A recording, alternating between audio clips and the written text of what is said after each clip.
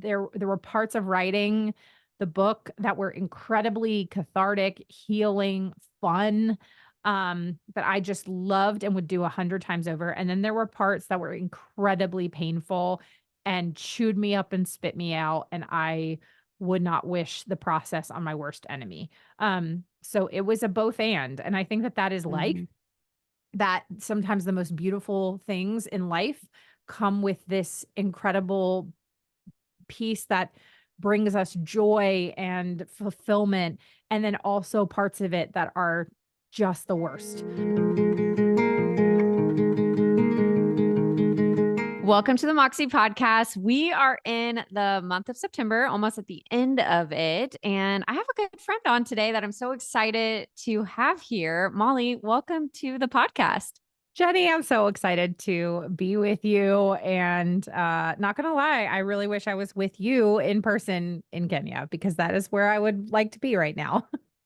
I would love for you to be here. I always really am kind of jealous of those who have like podcast interviews in person, because I'm like, man, that's a lot of work, a lot of planning, a lot of getting you, but you know what I'm saying? I see them and I'm like, oh, they get to Yeah, be in person and it's I so know. sweet and you can see the energy. I know. um but we do our best. We do our best virtually. And I will one day make it to your farm, because it being Selah is like named, I just feel very kindred spirit there with my daughter. So I one know. day, And then one and day. then I'm gonna come back to Kenya and actually get to go to the coast, which I as many times as Yes, I've been to Kenya, I've never been to the coast. So we're gonna make it happen. we will. In time, in time. Well, I'm so excited you're here. Off the mic, we were talking about if Molly's been on Moxie, and I can't remember, but if she has, we will put it in the show notes for all of you guys. Is that And we will sad put it that in neither one of us can remember? Because I know you've been on mine, but I'm like, I really can't remember if I've been on before. Because we just like I, we connect. So it's like, I don't yeah, know. I don't know. I don't know. We've had great other conversations that aren't recorded. So I'm like, yes, Oh, we've talked to each other. I just don't know if it was a recorded conversation or right. not. Exactly. Exactly. Um, but we will put my interview. You guys can go over to did you recently rebrand your podcast? Like 2 years ago. Okay, It that's not feels like not that recent. long, but it feels like it was really recent. But no, it was like 2 years ago. Okay, so what's the full name now? Can I laugh on your shoulder? And this is the name of your book. No, the name of my book is If I Don't Laugh, I'll Cry. I know. Guys, They're similar. They're similar. as a It's fine. podcast host, you should be very well prepared for your interview. And me and Molly are just great friends that I was not prepared. Okay, so Right. this is what we're going to talk about today. This whole month we've been talking about behind the scenes, and it's very similar. I feel like when I first started Moxie, I interviewed a lot of entrepreneurs about like their why of starting their business, but there's so many different forms and facets of who we are. And there's so many different reasons behind starting what we do, whether that's podcasting, whether that's writing a book. And even when I went through my own book journey, I was like, whoa, like my reason for putting that out there was very different than this person's reason, and et cetera, et cetera. So this whole month has been just really utilizing, this platform to share that story. This whole year, I've been doing actually been doing the podcast a bit different, and each month has been a different theme. So this month has been about that. And so I kind of want to rewind a little bit so people know who you are, besides just Molly, my friend. But I want you to tell people a little bit about who you are, where you're coming from. We mentioned a farm, we mentioned a book, we mentioned a podcast. So however you want to best, introduce yourself, I would love for you to do that for Yeah. my audience. Yes. So my name is Molly Stillman, and I am a wife to John and a mom to Lilly and Amos here on earth, and Elijah and Malachi in heaven. And I am first and foremost a wife and a mom. And I realize that sounds really cheesy, but those are my two most important jobs. And then for over 2 decades, so over 20 years, I have been writing in some form or fashion on the internets. And that has manifested itself in the form of various blogs and freelance writing. And then, I've kind of been in the content creation space, speaking space. And then I've had a podcast for 8 years. And so I've been in the podcasting space for a long time and just kind of in that, over that time, just tried to flex my writing and creation muscles. And I love to interview people. I love to talk to people. I try to use those skills as best that I can. And then I also came out with my first book in March of this year, and it is called If I Don't Laugh, I'll Cry: How Death, Debt, and Comedy Led to a Life of Faith, Farming, and Forgetting What I Came into this room for. And it is a memoir. And so for the people that are listening that think like, oh, is it like you're too young to write a memoir? And it's like, read it first. I've lived a lot of life in my almost 4 decades of living, and I love what I get to do. And yes, I do live on a small farm homestead, however you really want to quantify it. And so and I'm in North Carolina, and we just love it. We have ducks and geese and chickens and guinea fowl and goats, turkeys, meat birds, like bees, all of it. My favorite time is watching Thanksgiving roll around every year Yeah. and you guys doing your bird thing. I Yeah. watch it every year. You preface like it might be graphic for some of Yeah. you guys, but it's Yeah. fascinating. Yeah. And that is probably one of the most common questions I get is like, wait, so you like raise and eat your own turkeys? And I go, yeah. Like, and you raise and eat your own chickens? And I'm like, yeah. And it's amazing to me how in not even like really a generation, like maybe 2 generations, we've completely removed ourselves from the fact that really 1 to 2 generations ago, most of everybody raised their own like animals for food. And it's just so shocking to people when people are doing it themselves. And so and I get it. I get it. Like even probably, 5, 6 years ago, if you'd told me that I would learn how to do that, I would have maybe been a little bit of surprise, even though I knew that that was a goal of ours eventually. But yeah, we're really passionate about it. We're not like fully self-sustaining at this point. We had a really bad garden year, just an absolutely atrocious garden year, which was really disappointing. My husband is the primary gardener, and he was very frustrated. So, but it's given us, even like on this small scale, this incredible respect for large scale farmers, because we had an extended drought in June, which was like really strange. Like we did not have a single drop of rain for 30 days.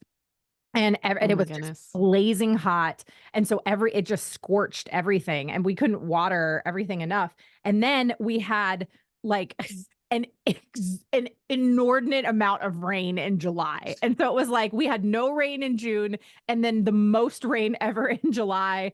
And that's kind of how September has become, is like we're in this drought for a while, and then now we've just had rain for days.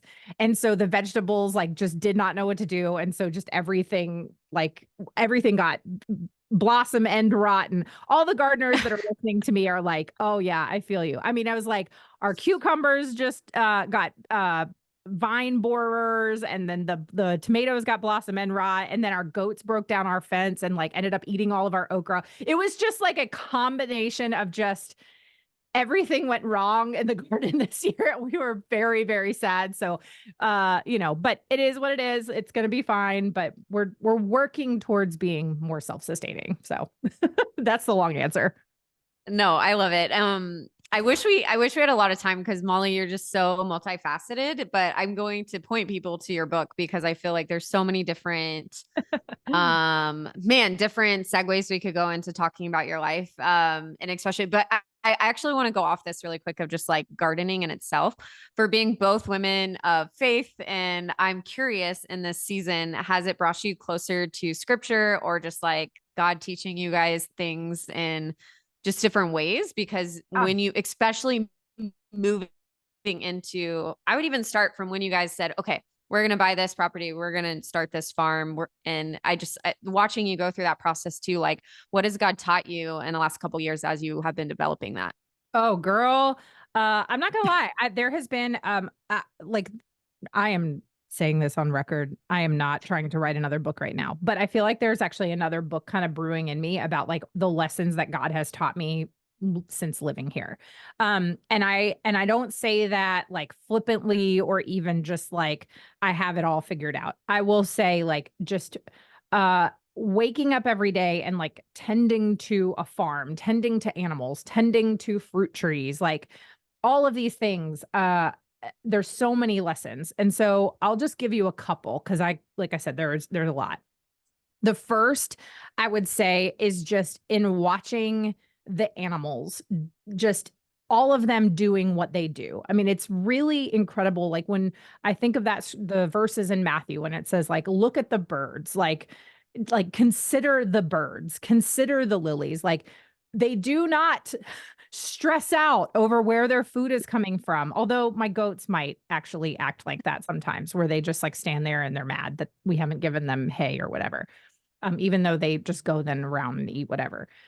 But just watching them, like nobody taught the chickens how to scratch and peck for bugs. Nobody taught the guineas how to kill copperheads. Nobody taught the ducks like how to walk in a straight line and find a water source. Like nobody taught them that. That's just an innate thing that God created them to do, and they're just fulfilling their purpose.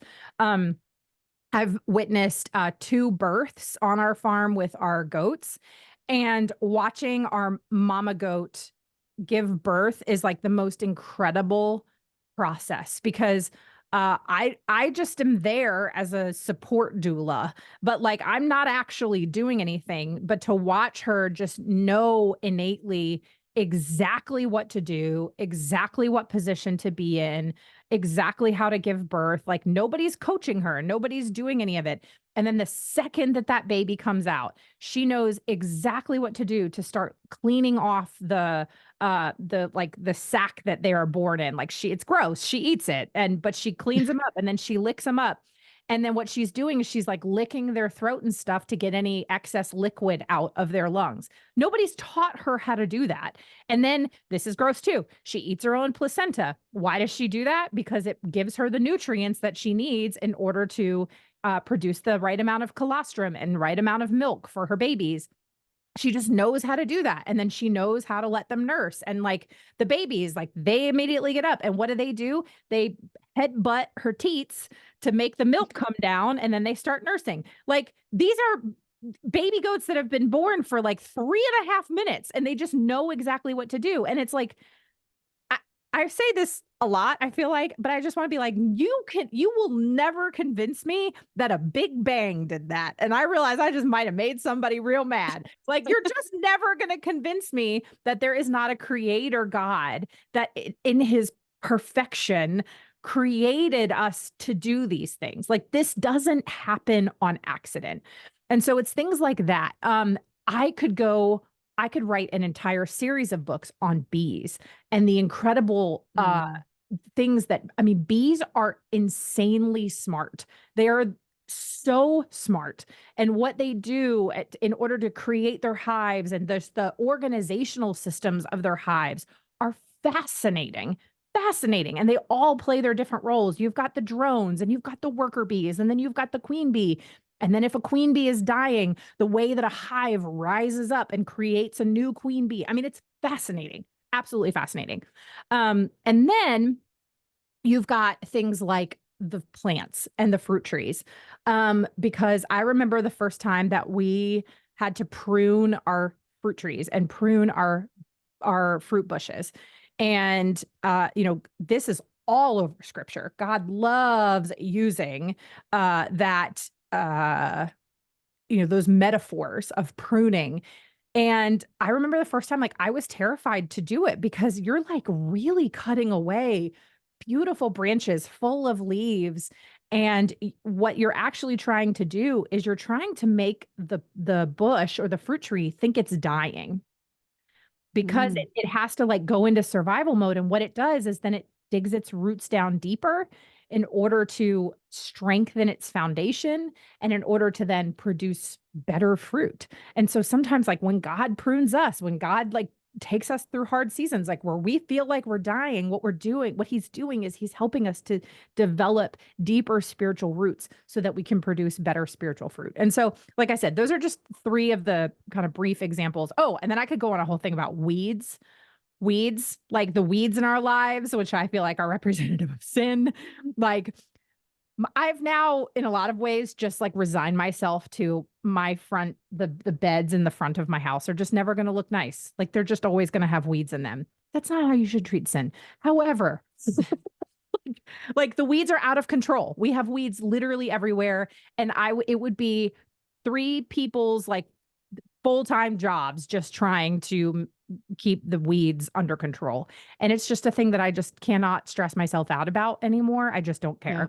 But it's because like at some point when all of the landscaping and things were done, nobody ever paid attention to it. And so the weeds, they get out of control. So those are my brief farm lessons. But like I said, there's a whole lot more to it. I love it. I think we could have a whole podcast just on these lessons. And like you're saying, a whole book. I just am always like, I think exactly that when we start to open our eyes to, for instance, recently I've been going, I mean, we live on the coast, but funny enough, I actually have never really liked the beach, and it's like grown on me after being here for well over a decade. And I go to the beach every weekend with my kids, and I love it just for time to be with them, but also the like, I don't know. I just like, I think the Lord has opened my eyes to just, again, his beauty and the massive, like just, it's massive. I mean, it's my backyard and I get to see it every day. And I'm just like, how can you not exactly be like a creator? Yeah. It's just amazing when we start to open our eyes to something that's always been right in front of us and we see God's lessons in it, and just go through that and learn from it and see different perspectives. And so, thanks for sharing. 'Cause I know the life, like, although that was like part of y'all's plans, it's not an easy life that you chose either. No, it is at not. all. A lot of debt. It's expensive. It is hard. We can't just like up and leave really ever. Like if we have to go out of town, like it takes weeks, months of planning. So it is not, a lot of times I feel like, especially like Instagram, creates this like very idyllic picture of what homestead farm life is. And that is just not the case. So unless you are prepared for a lot of things to die and for predators and all of those things, like, it's not for the faint of heart, but I love it. I would not trade it for the world, but it is not easy. Yeah. And well, and it actually, and I mean, I like how you mentioned that just a couple of generations ago, this was very normal. Like that was normalcy. So it's crazy to think, and what our society has turned into in general, of this convenience and this instant gratification and all of that, when, man, we have to really work hard. So when we have to work hard, we get frustrated and we don't like God's waiting room and we get impatient. Yeah. Like there are little things that we've tried to implement as a family that we just are a general rule. And so one is like anything that we can raise ourselves, we're going to. So like chickens and turkeys are, I say quote unquote easy, but they're our starting point. And so we have vowed we don't purchase any chicken or any turkey that we have not raised ourselves. And so that has like also created in my kids this appreciation for where the food on their table comes from. And then about a year and a half ago, I made a personal vow. I really wanted to just see if I could do it. And so far, a year and a half in, I've been able to commit to that, where I don't purchase from the store any bread product that I can make myself. So sandwich bread, buns for like, hot dogs and hamburgers, tortillas, pita bread, any like bread product, I have to be able to make it myself. And so I have. And so for a year and a half, like I have yet to purchase a loaf of bread from the store. But that also, like, what comes with that is like time and energy and like making mistakes and all of that. But those are just like little things that we have made as incremental choices, not just because it's like better for you, but also because it, again, teaches me the lesson of patience, and it teaches my kids a lesson of patience, in that it's not just something that we can go and like, we can't just go to the store and buy it. And they know that. So they're like, hey, Mom, we're almost out of sandwich bread. Can we make a loaf together? I'm like, yeah, absolutely. Let's do it. And so those little lessons teach us a lot. Okay, so let's talk about this a little bit because obviously you've been in the creative space for well over 20 years, started with blog, right? Writing, not to even mention you've done comedy, all these other things. But now I really want to talk about this in the nature of how your work ethic or even your work-life balance has changed. Because even when something that I do regularly is like pottery, and we have a studio now that we've opened up, and just the time that it takes to actually do that and actually pull myself away and actually do something like that is time intensive. And so it changes the way that I also have to work in other areas. So I'm curious if you've had to take stuff off your plate or you've just had to reevaluate what's priority, especially as you're saying, okay, yeah, for the last year and a half, I mean, I've made my own tortillas and bread, and man, I'm proud of you. I am proud of you. That is work. I will also say, like, once you have like a recipe that you have, like, I can't go back to store-bought tortillas at this point. Like, my homemade Yeah. tortillas are like chef's kiss, and I'm not saying that to boast. I'm just saying that because they are really dang good. And so it's just like, if I have a store-bought tortilla, I'm like, what is this chewy garbage? Yes, it's true. So same with sandwich bread. I'm like, once you have like a sandwich on like fresh sourdough, it's just a whole lot more difficult to go back to like whatever is it, like, Wonder Bread. It's just not. um so the answer to your question is both. I have had to uh take a lot of things off my plate. I don't do a lot of things that I used to do. And then also prioritizing my time. And I want to say this very clearly. I do not ace this. This is not something that I am skilled at. I will say that I am better now than I was, even probably a year ago or 2 years ago. It has taken a lot of work and a lot of intentionality and also a lot of communication with my husband. Because he and I have different levels of like, or I guess expectations of things that need to get done, or different lists of priorities. He also just is a workhorse. He is somebody who, as long as I've known him, he has one of the most incredible work ethics of like anyone I've ever known. He just doesn't get easily distracted. And he can also, and this is like something that he and I talk a lot about, like he can also get to the point where he just like can't be still and can't rest or take off.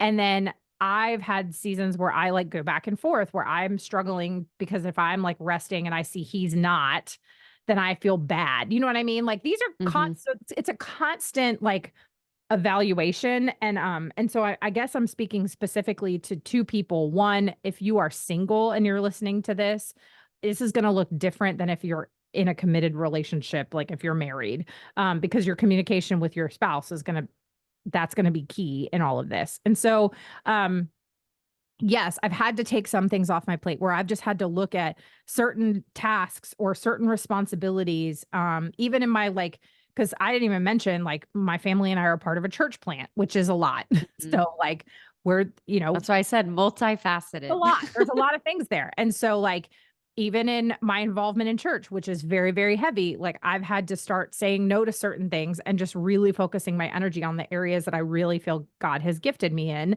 and then let other people do things that they are gifted in those areas.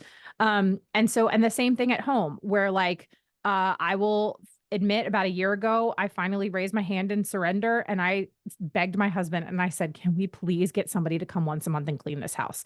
Cause like I can keep it tidy, but I do not have time to like scrub my floors and baseboards. I do not have time to clean my bathrooms. I also hate it. And so I finally said to him, I was like, I can't do it. And I said, I will literally do whatever I need to do to adjust our budget so I can hire somebody to come in and clean my house. And he's like, all right, we'll do it. And so I found a woman who she's like, like she started her own cleaning business. And so now I can support a small business owner. We've created a relationship with her. I love her. I treasure her because she cleans my bathrooms. And you know what I mean? I'm just like, Yes. a gift to mankind, Tyresha, you're a gift. I love her. So it's things like that where it's like we've had to make sacrifices in some areas, and then in other areas areas go, I can't possibly do this anymore. So it's a both and then also like, I think to your point too, is like the prioritizing and triaging and thinking like, Mhm. okay, what is the thing that absolutely has to get done today? What is the thing that absolutely has to get done this week? And then from there, letting the rest go. Like, this is a lesson that my life group and I are kind of in the process of right now, is like looking at the fact that Jesus was busy. Like he was a busy Mhm. guy, but he was never in a hurry. Jesus was So true. never in a hurry, but he was incredibly busy. He was, the Messiah. He had a lot to do, and he had a lot of people like begging for his attention and wanting to be healed and all of these things.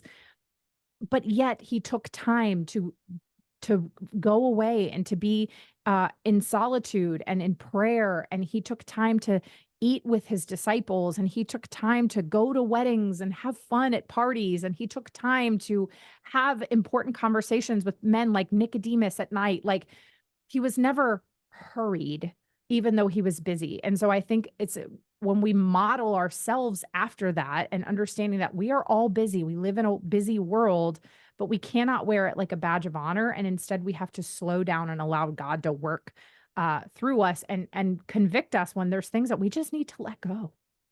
Mhm. Yeah. No, I love that. I've been really focusing on the characteristics of Jesus. And as I've been teaching, even in the university, I do a weekly encouragement. And this week I was talking about just how, you know, well, to go back to even what you were talking about with animals, like, and I mean, God innately creates us to be us and just these Right. beautiful talents. And, but the world can sometimes deter us, right? I mean, that's sin nature, and its way can deter us to do other things that we're not necessarily were meant to be and meant to do. And so I was encouraging my students of just like of walking in humility and in who he is and his characteristics and his kindness and his love, and just listening to him. And I love, like, God was so present and intentional and just with his people. And again, yes, he had a lot of things on his list to do that day, but it never rushed him in those conversations and who he was with. And he was just so present. And so, um, I love all of that. And I want to keep going on, but I wanted to talk about really quick before we end today is your book. If I don't laugh, I'll cry, because um it is a memoir, and you have lived a lot of life, and it does start with, it starts with death and loss and grief and working through that. And so what made you decide, or what kind of was the why behind, hey, I'm going to put my story on paper, because I know your story is not only yours, but has encouraged so many people already in this year, and has made people laugh and cry and get to know you better. And also people have been able to relate, in your words and what you've put on paper, and just the bravery. I think being an author and writing stuff and then realizing people know more about you than Yeah. Yeah. you realize, you're like, oh Yeah. wait, I wrote my story and now people Yeah. know this. Yeah. Okay, that's great. Exactly. I would love for you though to share that process of what was that kind of that conviction to be like, the story needs to be told. Um, so it was, to put it plainly, it was something that God would not let go, if that makes sense. Mm-hmm. And I think part of it is because like, and I think part of it is like, I'm a writer by nature. So like, it's how I process things. It's how I have always kind of, like my blog for a lot of years was sort of like an online journal in a lot of ways. And so, that is how I have processed a lot of grief and tragedy and life, is through the written word. And then, I think it was probably about maybe 2015, 2016, somewhere in there, where the seed of the idea for a book was kind of planted. But I didn't necessarily know what it looked like. I just kind of knew that there was something brewing. And then in the summer of 2017, I actually had an editor reach out and say, "Have you ever considered writing a book?" And I was like, "Well, yes, kind of." And so I began the process of kind of doing some research and learning how to write a book proposal, because this was not something I knew. Like, the publishing process was completely foreign to me. And so I started working on a book proposal. I started writing some sample chapters, and that was all in the summer of 2017 and kind of the fall of 2017. So some of the chapters that are in my book now, like, were drafted, like 7 years ago. And so that was a and then some life happened in 2018, which caused me to have to put it on pause. And then it just kind of got shelved when COVID hit and life was a mess. And then I'd say in the summer of 2021, yes, summer 2021, my husband looked at me and he was like, "You've got to do it. Like, if you're going to do it, you've got to do it." And so he is the one who really kind of kicked me in the pants to really dig in. And so I finished my proposal. I got an agent. Um, and then we kind of strengthened the proposal. And then in March of 2022, we submitted it to publishers. And then I signed a contract in July of 2022. And then it came out in March of 2024. So it's not a quick process. And I've had people ask, No. like, this. And it's like, I've had people ask, like, "Oh, I've always wanted to write a book." And I'm like, "You've got to be real committed to it. Like, you've got to love it now, because you're going to be with it for like 3+ years. Like, this is Yep. not if you want to do it fast, you could do it like self-publish, which is fine and great.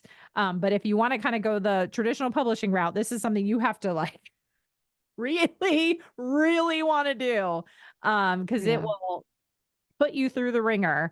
And I mean, I loved it. There were parts of writing the book that were incredibly cathartic, healing, fun, that I just loved and would do 100 times over. And then there were parts that were incredibly painful and chewed me up and spit me out. And I would not wish the process on my worst enemy.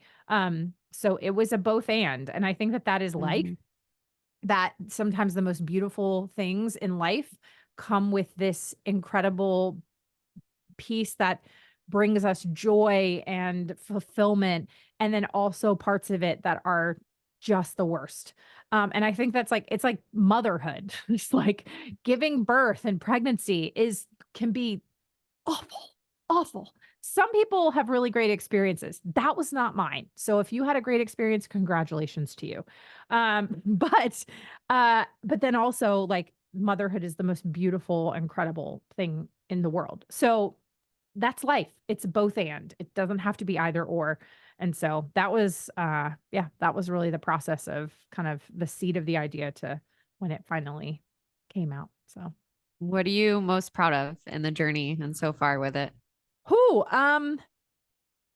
being honest with myself about parts of my story that I would have said prior to this process that I would have been healed from, that I was not.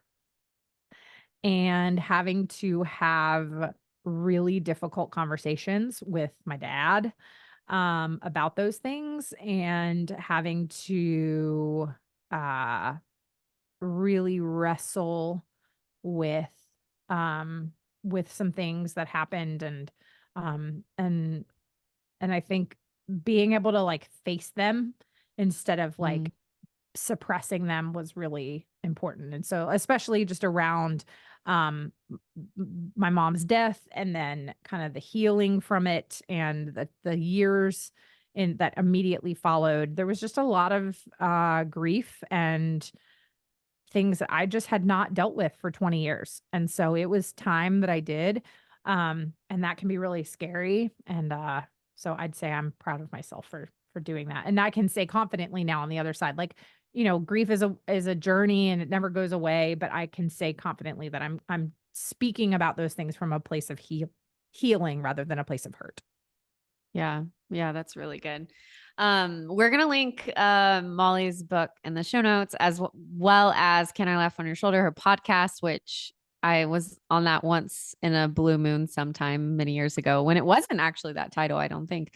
Yeah. Um, But we'll link all of that there. At the end of every podcast, we always share kind of one last thing to live by. And this is the person that I would love for you to speak to, is if there's someone who is wanting to start something, kind of whether that's a podcast, a passion project, maybe writing a book, what is some piece of advice that you would give them today? What I would give you today would be, what is the next right thing you can do in this moment? So it can be really overwhelming when you're sitting there and you're thinking like, oh, I've always wanted to write a book, or, oh, I've always wanted to start a podcast. That can feel like a mountain of a goal.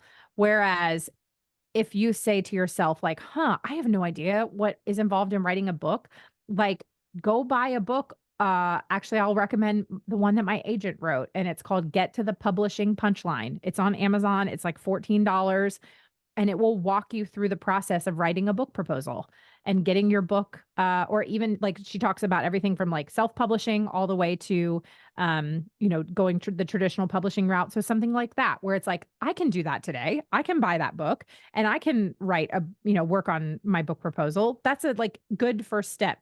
Or if you're like, oh, I've always wanted to like start a podcast. Okay. Okay. Then on a piece of paper, right? Okay, well, what would be the name of your podcast? What would be the goal or the niche of your podcast? And start there. And then maybe Google like podcasting equipment and what that might look like. Just like taking those little steps are so key, rather than trying to like think about it in this like big terms of something that is like can feel really overwhelming.